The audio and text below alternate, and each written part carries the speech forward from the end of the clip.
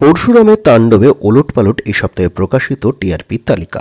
চলুন কোনো রকমের সময় নষ্ট না করে জেনে নিই এই সপ্তাহে টিআরপি তালিকাতে কোন ধারাবাহিক রয়েছে কোন পজিশনে।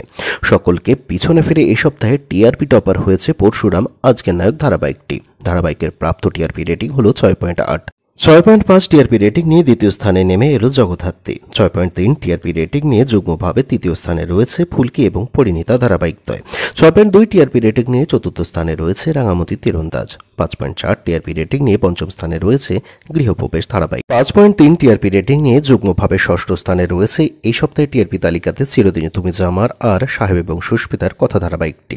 অর্থাৎ এই সপ্তাহেও কিন্তু প্রথম 5-এ জায়গা করতে পারল না সাহেব এবং সুস্মিতার কথা। 5.2 টিআরপি রেটিং নিয়ে সপ্তম স্থানে রয়েছে চিরসখা।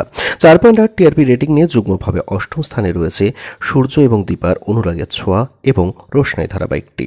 4.1 টিআরপি রেটিং নিয়ে নবম স্থানে রয়েছে গীতা এলএলবি ধারাবাহিকটি। 3.9 টিআরপি রেটিং নিয়ে তালিকার দশম এবং শেষ স্থানে রয়েছে অজিত রায়ের মিত্তির বাড়ি ধারাবাহিকটি।